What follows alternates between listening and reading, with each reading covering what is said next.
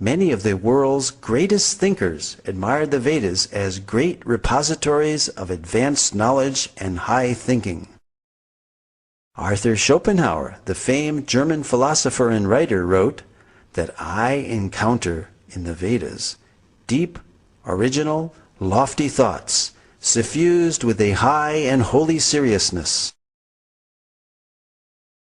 The well-known early American writer Ralph Waldo Emerson read the Vedas daily. Emerson wrote, I owed a magnificent day to the Bhagavad Gita. Henry David Thoreau said, in the morning I bathe my intellect in the stupendous philosophy of the Bhagavad Gita, in comparison with which our modern world and its literature seems puny and trivial.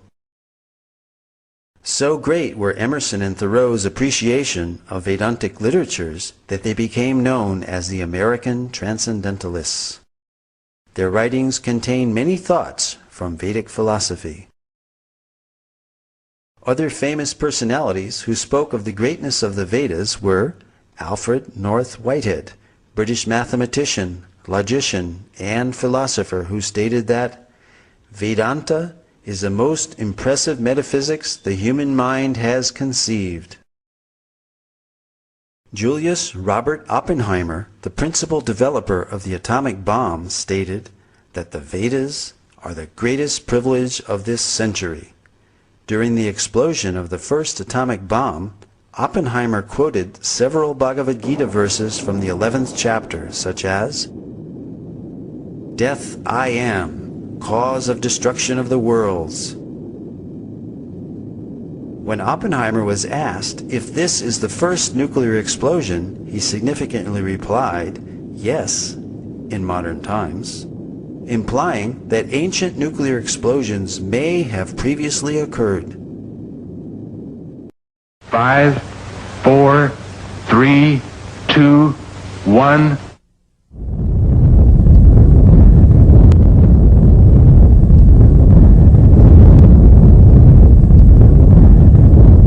In the dead silence of the morning, at 5:29:45 Mountain War time, the Jornada del Muerto was bathed in an intense flash of a light that man had only seen from the stars.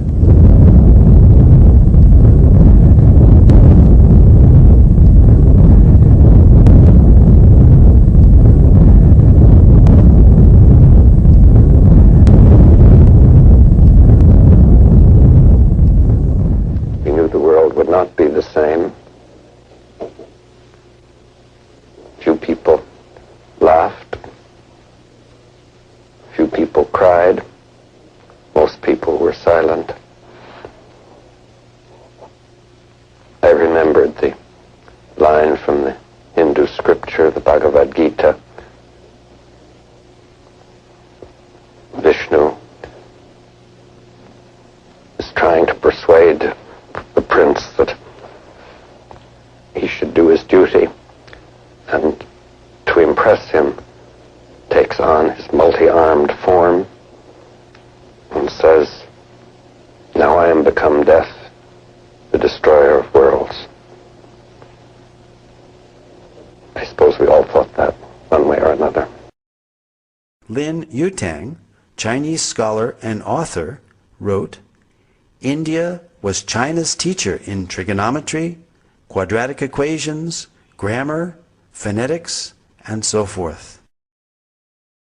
Francis Voltaire stated, everything has come down to us from the banks of the Ganges. From these statements we see that many renowned intellectuals believed that the origin of scientific thought was the Vedas. The Vedic literatures contain descriptions of advanced scientific techniques, sometimes even more sophisticated than those used in our modern technological world. Modern metallurgists have not been able to produce iron of comparable quality to the 22-foot-high Iron Pillar of Delhi, which is the largest hand-forged block of iron from antiquity.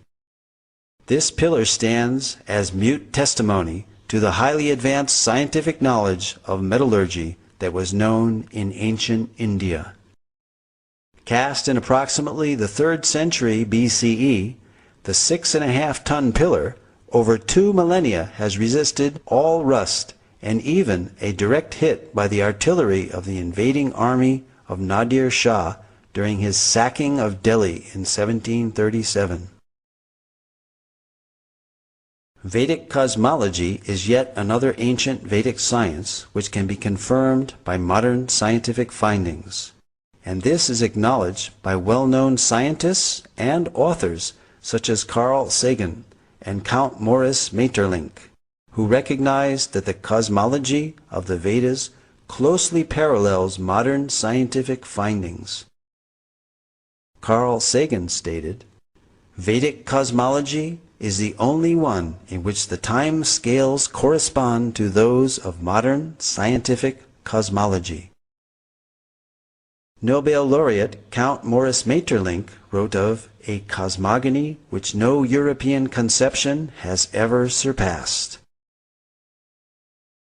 French astronomer Jean-Claude Bailly corroborated the antiquity and accuracy of the Vedic astronomical measurements as more ancient than those of the Greeks or Egyptians, and that the movements of the stars calculated 4,500 years ago does not differ by a minute from the tables of today.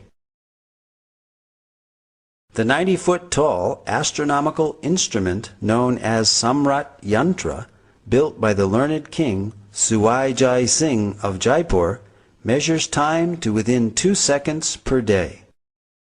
Cosmology and other scientific accomplishments of ancient India spread to other countries along with mercantile and cultural exchanges.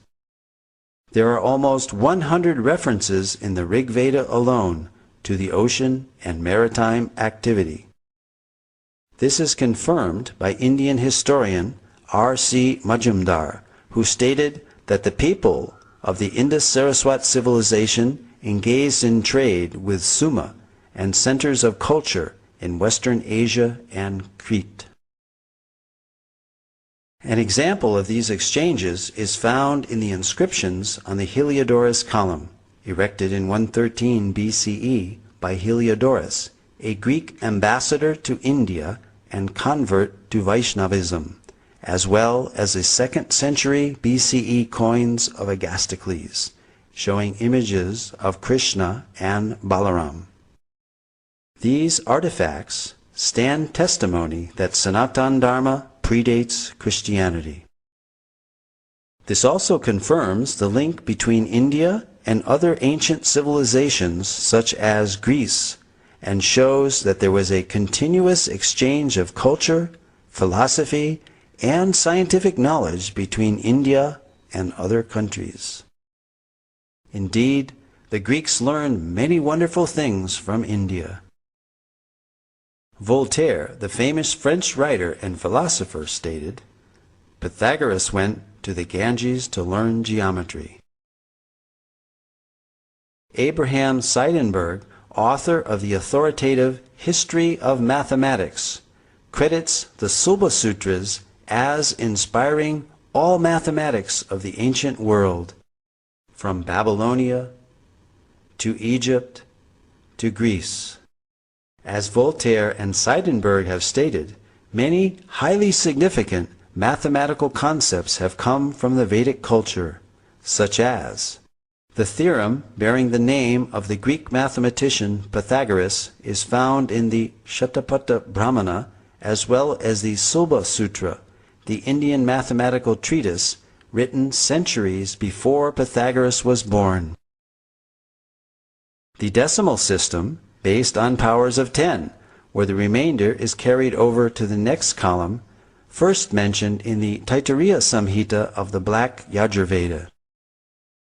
The introduction of 0 as both a numerical value and a place marker. The concept of infinity. The binary number system, essential for computers, was used in Vedic verse meters. A hashing technique similar to that used by modern search algorithms.